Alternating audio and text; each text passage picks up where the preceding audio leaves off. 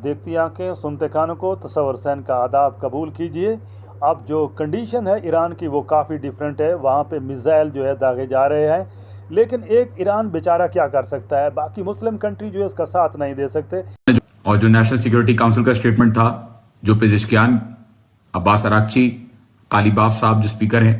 उन सब के अगर आप बयानात उठा के देखें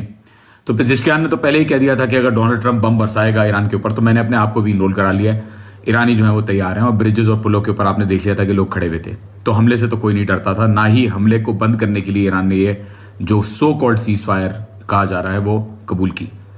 सेकेंडली, अब्बास अराक्ची और कालीबाफ साहब की ट्वीट को अगर देखें तो कालीबाफ साहब ने कह दिया था कि 3 शराइत ऑलरेडी वायलेट हो चुकी हैं, उसके बारे में आपको पता है।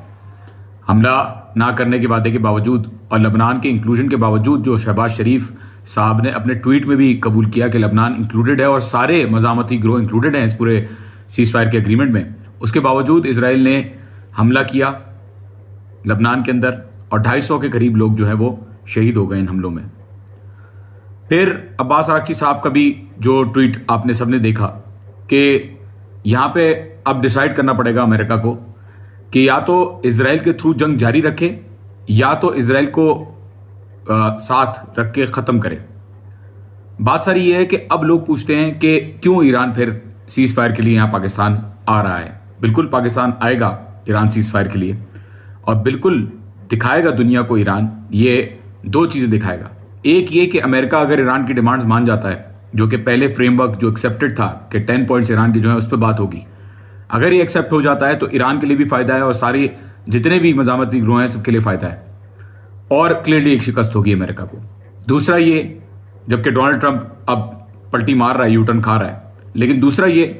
कि अगर ये सीज फायर नाकामयाब होती है तो ईरान दुनिया को दिखा देगा कि इनके ऊपर भरोसा बिल्कुल भी नहीं किया जा सकता। और जितने भी ममालिक कोशिशें कर रहे थे, अच्छी बात है, बिल्कुल कोशिश करनी चाहिए, पाकिस्तान ने बहुत कोशिश की, लेकिन जितना भी काम हो रहा था सीज फायर के लिए और ईरान इस बात पे आया क्योंकि पाकिस्तान ने भी गारंटी करवाई। शहबाज शरीफ साहब ने कहा कि आपकी बात मान चुका है अमेरिका। ये जो नेशनल सिक्योरिटी काउंसिल का स्टेटमेंट है मैंने आपको दिखा दिया पूरा। तो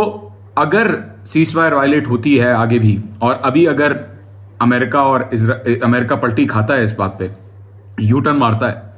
तो दिखा देगा ईरान के जितने भी लोग एक्सपेक्टेशन कर रहे थे कि अमेरिका सीज फायर को ऑनर करेगा, ऐसा कुछ भी नहीं है, ये बदल नहीं सकते। अब इसराइल लोग कहते हैं कि कर रहा है, स्पॉइलर बना हुआ है, बिल्कुल सही बात है, इसराइल तो कोशिश करेगा कि सीज फायर ना हो, लेकिन साथ साथ अमेरिका के पर कितना इसराइल का कंट्रोल है और कितना नहीं है, ये सवाल का जवाब जॉन मेशामर ने दे दिया था जब उन्होंने कहा कि पूरी फॉरेन पॉलिसी अमेरिका की इसराइल के कहने पे चलती है और इसराइल के तौर तरीकों पे चलती है। ये सच्चाइयां दुनिया के सामने लाना जरूरी है और ये भी जरूरी है दुनिया को दिखाना कि आप जितनी कोशिश कर लें निगोशिएट करवाने की, आप जितनी कोशिशें कर लें कि इक्वल बेसिस पे बात हो, ऐसा नहीं होगा। अगर ईरान ऐसा ना करता और सीज फायर के लिए पाकिस्तान ना आए ईरान, तो पूरी दुनिया ईरान को ब्लेम करेगी और कहेगी कि ईरान जिद्दी है, ईरान के अंदर फ्लेक्सिबिलिटी नहीं है और ईरान जो है वो अपने टर्म्स पे जीतते हुए भी जंग को खत्म नहीं करना चाहता। लेकिन अब जो बयानात आ रहे हैं ट्रंप की तरफ से और अब जो चीजें देखती हुई नजर आ रही हैं हमें, लबनान के अंदर हमले हमें नजर आए, उसको देखते हुए लगता है कि ये सीज फायर कामयाब शायद ना हो। लबनान की अगर बात करें कि लबनान को ईरान ने छोड़ दिया या नहीं छोड़ दिया, जो लोग ये बात कहते हैं वो प्लीज बताएं कि ईरान को किस बात की सजा मिल रही है, क्यों ईरान के ऊपर बार बार जंग मुसल्लत की जाती है, क्यों ईरान के ऊपर 47 साल से सैंक्शंस हैं, क्यों ईरान के लीडरान जो है वो मारे गए, क्यों पूरी दुनिया कहती है कि ईरान को अपने रेजिस्टेंस के सपोर्ट को जो है वो बंद करना पड़ेगा। देखें, लबनानियों से पूछें कि लबनान को ईरान ने छोड़ा है या नहीं छोड़ा। हमला मेरी मालूमात के मुताबिक बहुत बड़ा होने वाला था इजराइल के ऊपर ईरान की तरफ से, लेकिन कुछ लोगों की तरफ से गारंटी दिलवाई गई